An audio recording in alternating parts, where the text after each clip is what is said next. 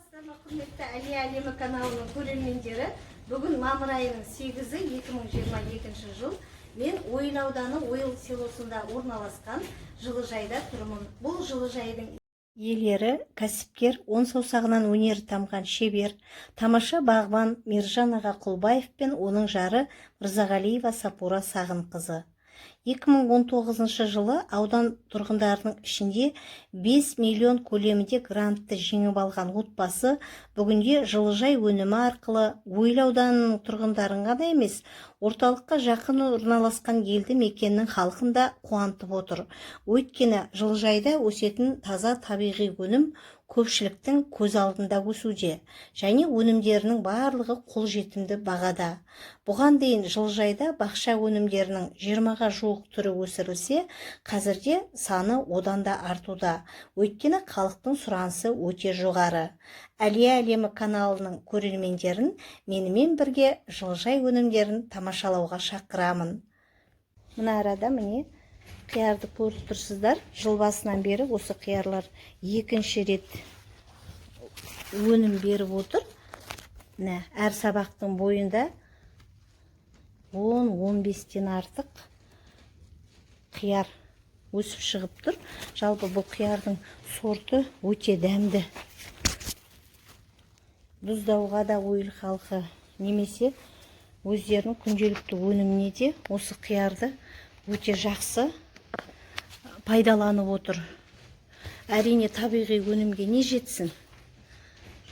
Гүлдері де өте көп. Ал мына арада енді салат жапырақтары қаладан барлығымызда әрине барлық салаттың түріне салат жапырақтарын сатып аламыз ғой.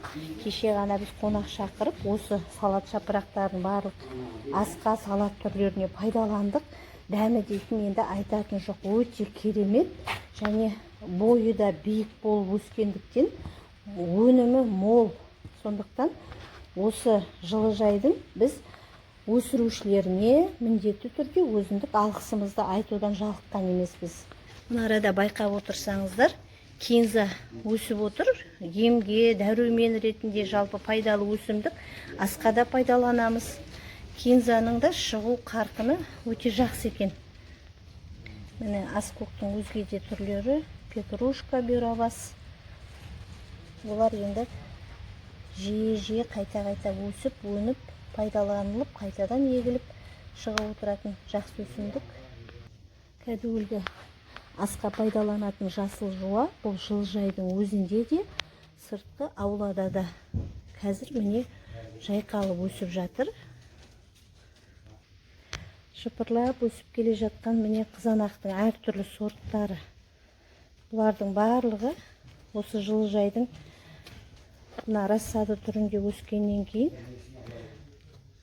салат жапырақтары, бәдірен, баклажан барлығы да жылыжайға түгелдей егіледі. Қазір міне рассада күйінде өсіп қуантып жатыр.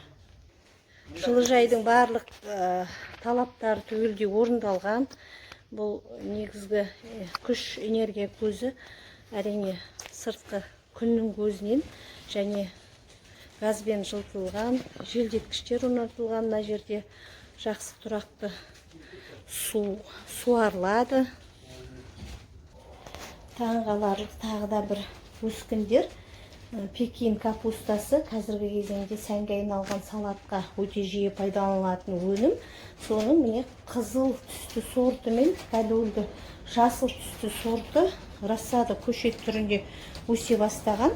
Бұл ашық алаңқайда отырғызу жоспарланған. Пекин капустасын барлығымызда сырттан әкелінген өнім ретінде сатып алып жатамыз. Ал жылыжай міне табиғи өнім ретінде осы жерде өсіп өніп жатыр. Керемет емес пе? Жоғарыда айтып өткеніміздей, кәдуілгі асқа пайдаланатын жасыл жуа жылыжайдың ішінде ғана емес, сыртта ашық алаңқайда бақшада да өсіп жатқанын көздеріңіз көрініп отыр. Бүгінгі күн көктемнің құбылмалы күндерінің бірі, салқын ызғар жел есіп тұр. Дегенмен де қаз қатар болып тізіліп өскен Құлпынай мен Таңқурайдың үлкен алаңқайын көрген уақытта қуанып қалғанымызды жасыра алмаймыз. Өйткені өзімнің туған жерім Ойылға жазғы маусымда келген сайын мен соңғы жылдары міндетті түрде осы жердің құлпынайы мен таңқурайына жиі тапсырыс беріп алдыртып жүрмін. Не себепті?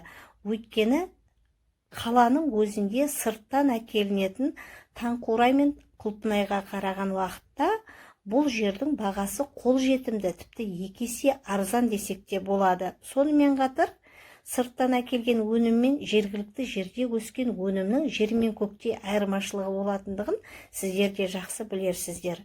Осы жердің құлпынайы мен таңқурайының көлемі сондай ірі, дәмі тіл үйретіндігін мен ешқандай жасырмай айта аламын. Жылыжайдың сыртқы келбеті осындай. Мен описаниеге осы жылыжайға тапсырыс беремін деушілерге міндетті түрде телефон номерін қалдырамын.